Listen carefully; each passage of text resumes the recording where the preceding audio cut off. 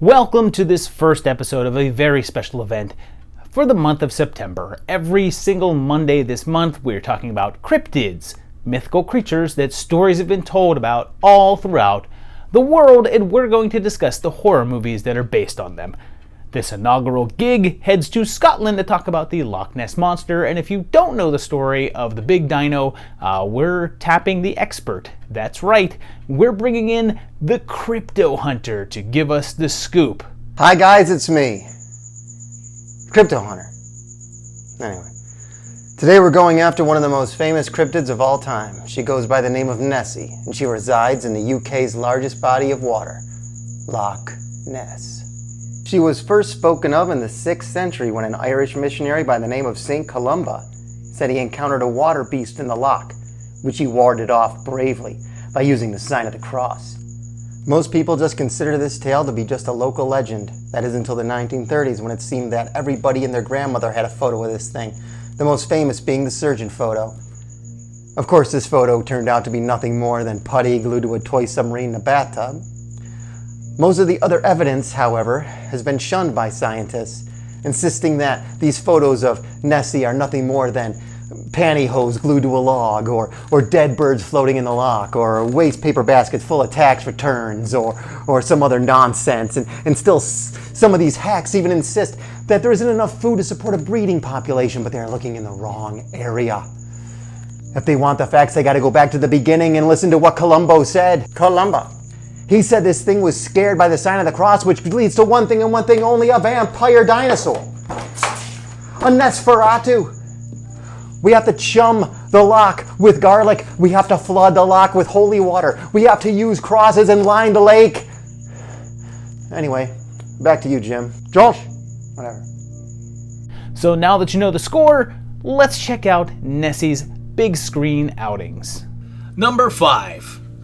The first thing I have to bring up is a film that I've already discussed on this channel, and it's something I brought up in one of the Jaws ripoff videos, and it's Beneath Loch Ness from 2001. This starts with an earthquake accident in Scotland, so they recruit Dr. Alan Grant's clothing double and to go figure out what's going on.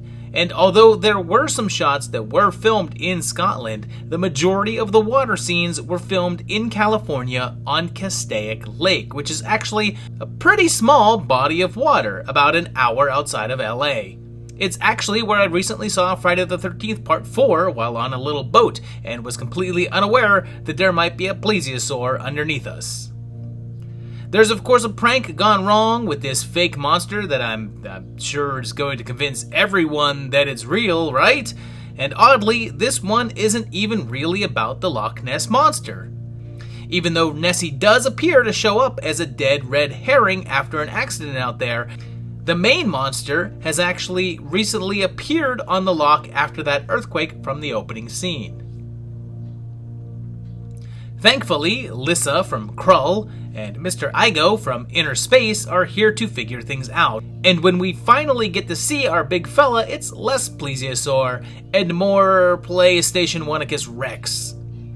Plus, you have these scenes with guys under the loch in these underwater suits, and it's very clear that they're just filming them in a dark room with no actual water involved.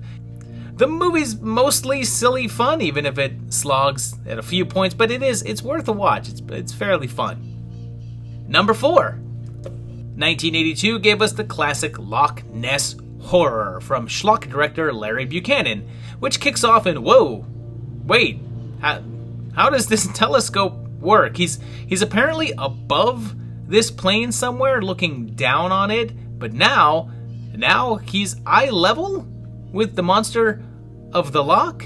That telescope it's just amazing. For some reason, we then jump 40 years, and I guess that plane has crashed into the loch, so we've got some Nazi artifacts that everyone wants. This glorious puppet monster, Nessie eggs, strange questions. Americans go to the picture house more than once a month and spend a lot of time looking at magazines of naked women. Yes. The monster comes out on land to just drag people away, and of course it's supposed to be Scotland, but the movie was shot at Lake Tahoe in California. The monster continues to attack people, making sure to only tug at their feet so that you don't have to see it in the same shot, although eventually you do get to see it eat someone, and it's pretty damn hilarious. Like look at this thing.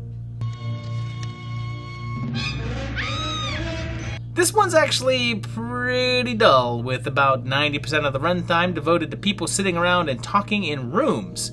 The monster stuff is fairly silly and fun, but not really worth wading through all the other drudgery to get to, and this movie's biggest claim to fame is that the Nessie prop ended up being used in the much better film, Amazon Women on the Moon. Oh my! You are a big one now, aren't you? Number 3. We've already gone beneath Loch Ness, so now it's time to head beyond Loch Ness with 2008's film of that name, and it was occasionally called the Loch Ness Terror, not to be confused with the Loch Ness Horror. And yeah, they really wanted you to mix this up with other Loch Ness monster movies, huh? It was a sci-fi original, so you kind of know what to expect, and just like Beneath, it also starts with an underwater expedition and an attack by Nessie, who I guess looks like this. 30 years later, the little kid who survives is still hunting the big girl, and his search takes him to Lake Superior, where Major Briggs is working, and yep, sure enough, she's there.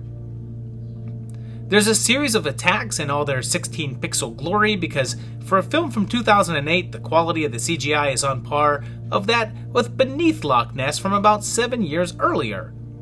And come to think of it, why does James's outfit and hat basically look like the same thing that the main guy from Beneath was wearing anyway? Do all Nessie hunters just have the same haberdasher? And here we are 5 years in on this channel, and I finally found a way to sneak in the word haberdasher. This one has baby monsters in it, and did I mention that our young hero is discount Seth Green? And also, watching this one so close to watching Beneath Loch Ness, I mean, they're pretty similar. I kind of felt like I was watching some sort of half remake. I should point out that they do explain that Nessie got to the US by using subterranean tunnels, so at least we don't have to wonder why no one has Scottish accents. Number 2.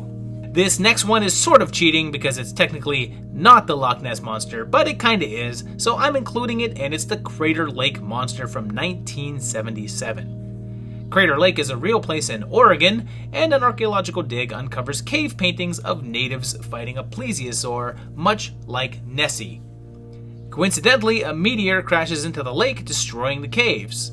The meteor heats up the water, and soon there's this big guy coming up out of the water to feed, and it's this pretty awesome stop-motion effect. And there's actually some effective shots with a full-size monster head as well, and some oh-so-wacky comic relief from 2 country bumpkins. And it probably has one of the more sensible characters in horror. What was that? Stand by now, we're concerned to find out.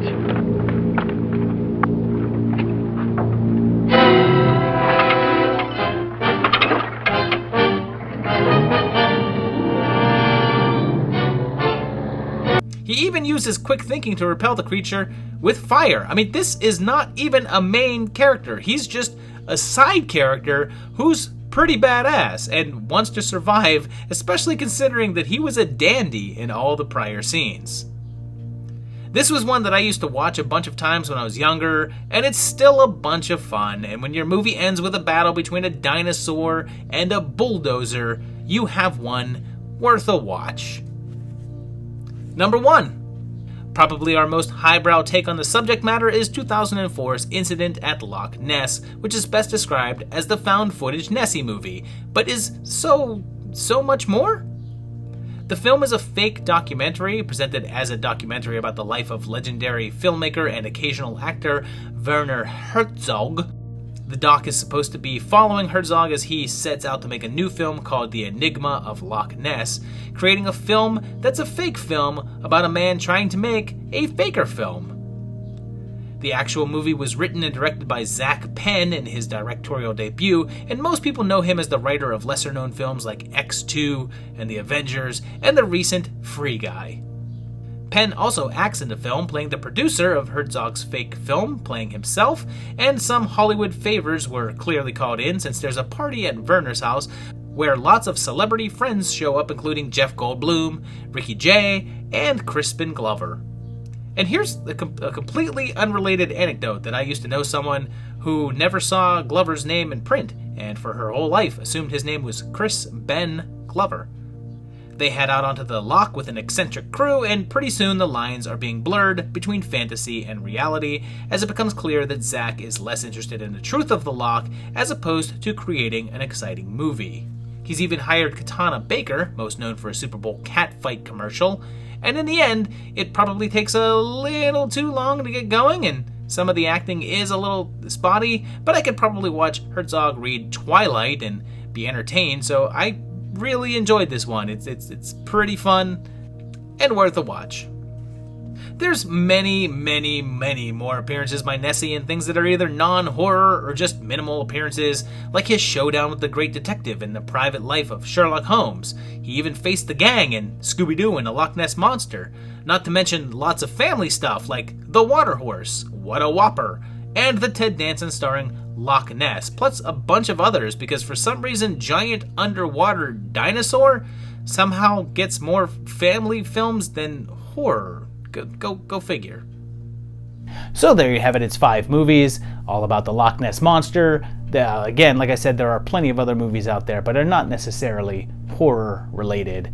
I would have thought that there was more Loch Ness Monster movies that were horror based, but there really aren't. I really tried to find more, but that was all I could come up with. If you know of any other ones, please let me know down below. If you've had any Loch Ness Monster sightings yourself or have any cool photos to share, go ahead and do so. Just put those comments down below as well. Like the video, share it out to the world, and yeah, of course, check out the Patreon page. The patrons are over here. They've gone to patreon.com/movietimelines and helped to support the channel, which you guys can do as well.